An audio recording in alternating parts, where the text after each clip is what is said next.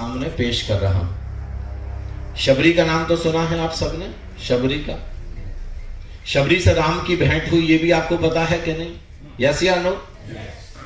जब शबरी से राम की भेंट हुई और राम पूरे दिन भर शबरी के पास रह करके जब जाने लगे, धन्यवाद दे करके विदा लेने लगे, तो शबरी को अचानक याद आया कि शबरी के गुरु थे मतंग ऋषि, और मतंग ऋषि ने शबरी को आशीर्वाद दिया था कि एक दिन राम, दशरथ नंदन राम अपने छोटे भाई लक्ष्मण के साथ अपनी भार्या को खोजते खोजते तुम्हारे दर पर आएंगे, तुम्हारे पास आएंगे और तुमको मोक्ष का रास्ता बताएंगे, क्योंकि शबरी मुक्त नहीं हुई थी और उसके गुरु विदा हो गए थे, तो बहुत रोने लगी थी। राम बताएंगे। फिर शबरी तो हाथ जोड़ के खड़ी हो गई कि हद हो गई, मेरे गुरु का वचन कैसे झूठा हो सकता है? आप जाने लगे और आपने तो मुझे मुक्ति का रास्ता बताया नहीं। तब राम ने शबरी को 9 सीढ़ियां बताई मुक्त होने तक, मोक्ष तक के लिए 9 सीढ़ियां, 9 पायदान, 9 कदम बताए। उनमें से पहले 3 कदम मैं आपको बता रहा हूं, गौर से सुने। प्रथम भगति संतन कर संगा, दूसरी रति मम कथा प्रसंगा, गुरुपद पंकज सेवा, तीसरी भक्ति यमान, चौथी भगति मम गुणगण, करहि कपट तजिगान, मंत्र जाप मम दृढ़ विश्वासा, पंचम भजन सुवेद प्रकाशा, छठ दमशील बिरति बहु कर्मा, निरत निरंतर सज्जन धर्मा, सप्तम सम मोहि में जग देखा, मोते अधिक संत कर लेखा, आठम जथा लाभ संतोषा, और सपने हूँ नहीं देखे पर दोषा, नवम सरल सब सन छलहीना, मम भरोस ही हरस न दीना। जहां पर ना हर्ष है ना शोक है, जहां पर ना हार है ना जीत है, ना सौभाग्य है ना दुर्भाग्य है, ना अच्छा है ना बुरा है, ना अंधेरा है ना उजाला है, जहां पर 2 नहीं है वहां पर मोक्ष है, वो 9वें कदम पर है। मम भरोस, इतना भरोसा आ जाए गोविंद के ऊपर, अस्तित्व के ऊपर, अब ना हर्ष होता है ना शोक। लेकिन प्रथम भगति संतन कर संग, जब तक आप खुद संतों के श्रेणी में नहीं आ जाएंगे तब तक आप कभी किसी संत को पहचान नहीं पाएंगे। आप कैसे पहचानेंगे? आउटर पेरिफेरी, वेशभूषा से। सब दाढ़ी है, सब लंबे बाल हैं, सब पैसे को हाथ नहीं लगाते हैं, सब महिलाओं को नहीं देखते हैं, सब चोगा पहने हुए हैं, सब भगवे कपड़े पहने हुए हैं, सब इनको ठंड भी नहीं लगती है, जाड़े में भी बिना स्वेटर के रह जाते हैं। सब ये छोटी छोटी चीजें, बाहर की चीजें, जिनका कोई संतत्व से लेना देना, ये आपने बाहर संत की पहचान बता दी। लेकिन फिर भी मैं आपको बताता हूं, आप ये तय ना करें कि कौन संत है कौन संत नहीं है। आप तय कर भी नहीं सकते हैं, और किसी की निंदा ना करें, किसी की चुगली ना करें, किसी की बुराई ना करें। आपको तो पता चले कि कोई जैन मुनि आए हैं, कि सब कोई ईसाई फकीर आए हैं, आपके शहर में कोई आए हैं, आप तो बस सुनने के लिए प्रवचन चले जाए, सत्संग सुनने के लिए चले जाए।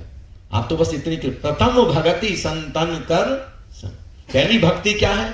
पहला पायदान क्या है? संतों का संग साथ करें। आप तय नहीं कर पाएंगे, हो सकता है संत ठीक हो सकता है संत ना ठीक। राम कथा ही कर रहे हैं, कृष्ण लीला ही कर रहे हैं, कोई बात नहीं, पहले उसमें शर्त नहीं है, बाकी अब 8वां में शर्त है। दूसरी रति मम कथा प्रसंगा, अब रति शर्त आ गई।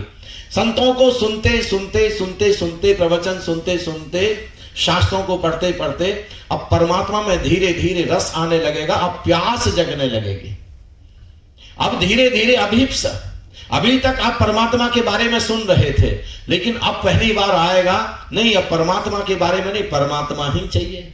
अभी तक ध्यान के बारे में किताबें पढ़ रहे थे, ध्यान के बारे में प्रवचन सुन रहे थे, लेकिन अब आपको लगेगा नहीं, ध्यान की अनुभूति ही मुझको, अब मुझे ध्यान चाहिए। अभी तक समाधि के बारे में महर्षि पतंजलि से सुनते थे, लेकिन अब आप क्या चाहते हैं कि समाधि का अनुभव अब मुझको अनुभव होना चाहिए। और जब आपको इतनी प्यास कि अब आप परमात्मा के बिना जी नहीं सकते, उसके अनुभव के बिना नहीं जी सकते, अब तीसरे कदम पर आएगा गुरु, गुरु पद पंकज। अब आप तभी पहुंच पाएंगे जब आपका अहंकार गिर जाएगा, जब आपका मन गिर जाएगा। जब तक आपका अहंकार नहीं, तीसरी भक्ति अमान है, यानी निरअहकारिता, ईगोलेसनेस, तीसरी भक्ति है। और अहंकार कहां पर गिरेगा? गुरु के चरणों में शीश झुका के गिरेगा, नहीं तो नहीं गिरेगा। कोई लाइव मास्टर चाहिए, कोई लाइव मास्टर। गुरु पद पंकज सेवा। लेकिन ये गुरु, इन संतों में अब दो शर्त होंगी। इन संतों में से कोई, जिन संतों के पास आप घूम रहे हैं और जिन संतों के पास आप और जाने वाले हैं, इनमें से जो दो कंडीशन फुलफिल करेंगे वो आप में, उनमें से कोई एक आपका गुरु हो सकता है। पहली कंडीशन, संतों के पास उठते बैठते हर किसी से आपका दिल नहीं लगेगा, हर किसी के प्रति आपका प्रेम नहीं उमगेगा, आपके हृदय की वीणा के तार हर कहीं झनकते नहीं होंगे, लेकिन किसी के पास जाकर के अचानक आपको लगेगा जैसे किसी ने आपके हृदय की पीड़ा पर तार छेड़ दी, आपके भीतर कोई संगीत गूंज उठा, आपको एक प्रेम का, एक लय का भाव पैदा होगा। आप ना चाहते हुए भी आप कोशिश कर रहे होंगे, अरे मैं तो स्त्री हूं, अरे मैं तो पुरुष हूं, लेकिन उसके बावजूद भी एक खिंचाव, एक मैग्नेटिक पुल उन सज्जन की तरफ आप फील कर रहे हो।